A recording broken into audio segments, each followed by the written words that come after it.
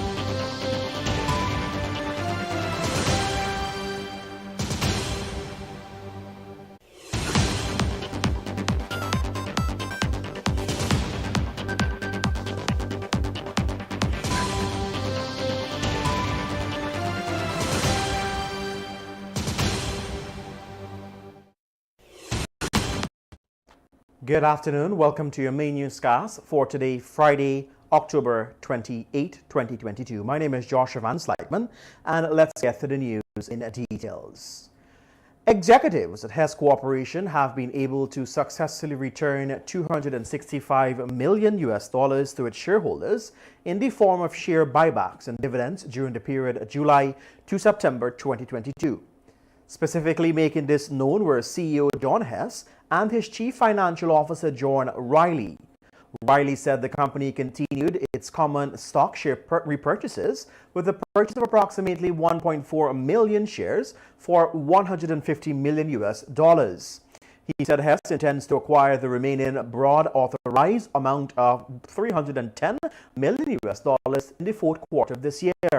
For the CEO, he was keen to note that the company's financial performance can be credited to its 30% interest in the Stabroek block, as well as its productive assets in the USA.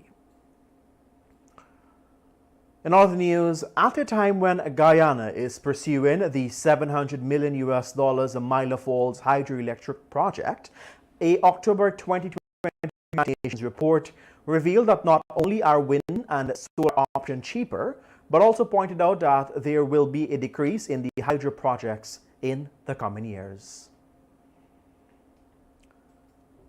26 of the 28 contractors who submitted bids for infrastructural works to be executed at the newly rehabilitated $65 million Providence Police Station tendered lower than the government's engineers' estimate of $26 million. Get the full details in today's Kaieteur News.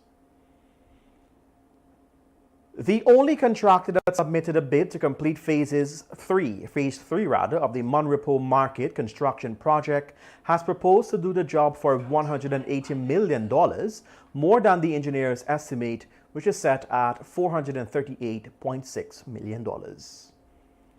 And this is your main newscast right here on Kaieteur Radio 99.1 and 99.5 FM. We will return with more news after the break. Not a single bar of service. Not with us. Digicel officially has the best mobile coverage in Guyana. Be it in Aishalton or in Etteringban, we got you covered. Digicel, better together. This is GHK Lal inviting you to join me weekdays from Monday to Friday on the National Outlook for commentary on a range of issues. Immediately after the 12 noon and 7 p.m. newscasts on Kaieteur Radio at 99.1 FM and 99.5 FM. Looking forward to you sharing in the conversation.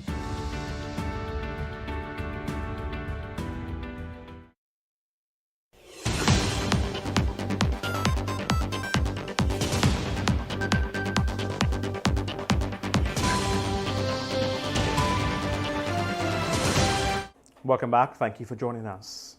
Following complaints of persons encountering difficulties with the National Insurance Scheme in relation to reimbursements for payments of their dialysis treatment, Finance Minister Dr. Ashley Singh on Thursday met with the management of the agency, where clear instructions were given that the 600,000 grant per annum provided by the government, as announced in its 2022 budget, was an additional support for dialysis patients and should at no time be used as a basis for persons being denied their legitimate benefits from the institution.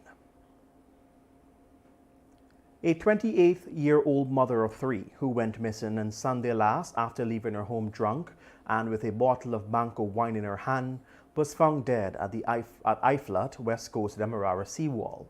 The dead woman has been identified as 28-year-old Esther Sudan of Zeelat North East Bank Essequibo. Her husband, a fisherman known as Rocky Boy, age 31, had only reported her missing on Wednesday, and police found the woman's nude body around 15 hours 30 last on Monday. An autopsy will be conducted. Attorney General Anil Nandalal has flagged the slot in the delivery of written judgments, even as he emphasized the need for judges to write their decisions in a timely manner to avoid delays in the dispensation of justice. This too came up during a virtual discussion held by the University of the West Indies Cave Hill campus last week over the topic of constitutional reform and the judicial selection process.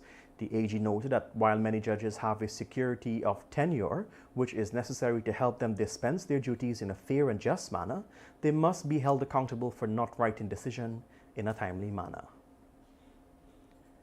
This is Kaieteur Radio 99.1 and 99.5 FM. We now turn your attention to the page 7 of the Kaieteur News that is dedicated of being blunt. Hess banking $500 million and Guyanese left half-baked. Hess Corporation made $515 million from Guyana's oil in the third quarter alone. Guyanese waiting on the PPPC government for a little 500 anytime, but not in common. Things so bad here, locals will accept 500 in Guyanese bills if they can't get it. The problem is that there is nothing for them because Hess and the others grab most of the oil money. The question for Guyanese is how much of our oil money is ExxonMobil given to Guyana's politicians. And with that, we've come to the end of your main newscast right here on Kaieteur Radio 99.1 and 99.5 FM. For these stories and much more, pick up a copy of the Kaieteur News at a newsstand near you or head across our website at kaieteurnewsonline.com. My name is Joshua Van Sleckman. Thank you for joining us. On behalf of the news and technical team, have a great remainder to your Friday afternoon.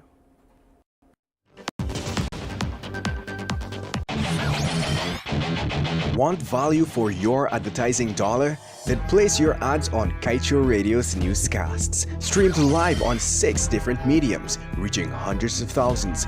Advertise today and watch your dollar grow. Call us on 225-8465 or 226-8210 today.